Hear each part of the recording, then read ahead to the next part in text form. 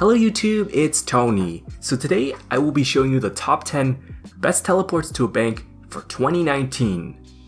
I'm gonna rank this based on the following criteria. Yeah, that's a lot to list here. The first criteria is the speed and proximity to a bank. Secondly, it offers you other teleports as well. Things like teleporting you to a GE are actually pretty nice. For item convenience, what I mean is that some of these use charges while some others, you can equip them in a certain slot so you don't need to consume inventory space. Then we also have whether it works in combat or not, because that's really important when it comes to emergency teleports. Finally, the ease of the requirements. At number 10, I'll start with the memory strands. You have to complete the Memorial to Guthix tutorial in order to start getting these strands. By training divination regularly, these memory strands will go straight to the currency pouch. Now, there is no inventory slot, which makes this a huge advantage. It will teleport you to the Guthix shrine. While it does seem a little bit far from a bank, it's still within reasonable walking distance. As a matter of fact, you can almost surge to the bank chests. It's honestly not the best conventional bank teleport, but it's pretty good if you have no other choice, or simply because you're not carrying anything in your inventory.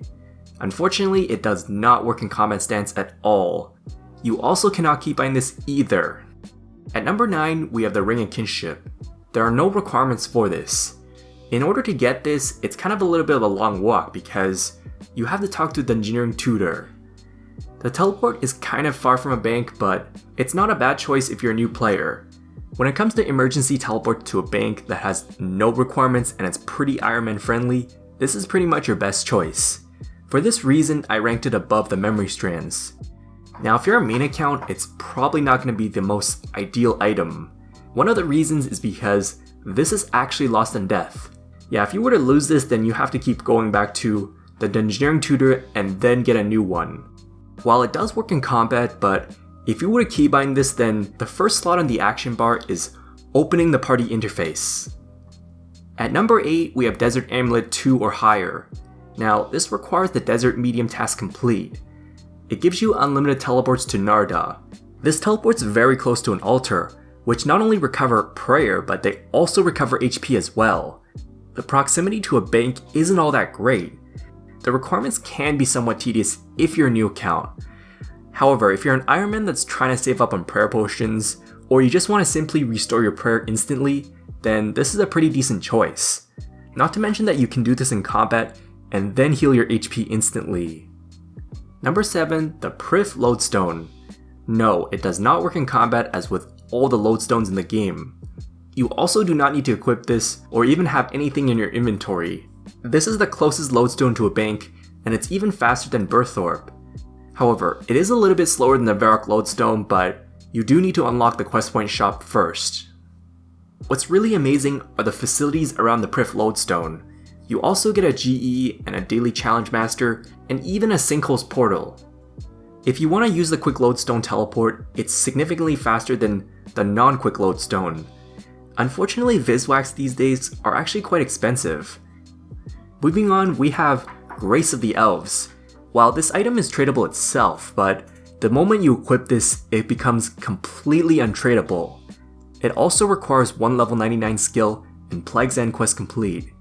Basically, it offers you unlimited teleports to the max guild skill portals. The best teleports for this are Waterfall Fishing, Menaphos VIP, or the Invention Guild. All of these skilling portals will also require various skills as well. This amulet's also useful for high level skilling. I mean, for gathering skills, you essentially get free items this way. By keybinding this to your action bar, this will choose the first portal that you attuned it to. There's kind of a minor delay when it comes to teleporting, but that's because this is Perf Waterfall, so there's definitely going to be a lot of graphics running all over the place. The other disadvantage is that it does require a high upfront cash. That means that it's not easily accessible for everyone. Number 5, Wilderness Sword. This only requires the Wilderness task complete, which is fairly short. In order to wield this one-handed weapon, you have to have 40 attack. It will give you unlimited teleports to Edgeville, which is fairly close to a bank. If you were to keybind this from your action bar for an emergency teleport, this in turn would require 40 attack unfortunately. The reason being is because the first option on the action bar is to wield. Until you wielded that, then that becomes teleport to Edgeville. I know there's a little bit of a delay for every teleport to Edgeville, but even then, it's pretty reasonable within surging distance. The disadvantage is that it does take you inventory space. These requirements here are pretty Iron Man friendly. As a matter of fact, doing the easy wilderness tasks give you a 30k XP lamp, and it doesn't even take that long. Number 4, luck rings.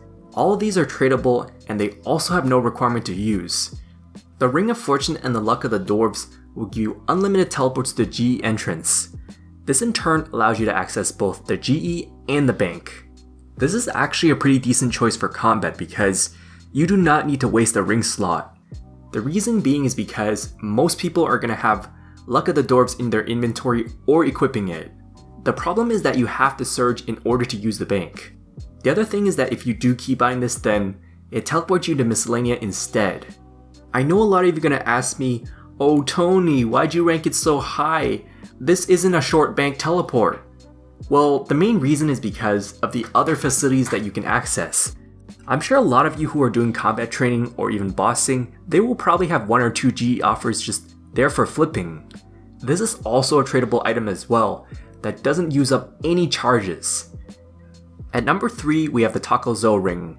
It's a reward from completing the Elder Kiln quests.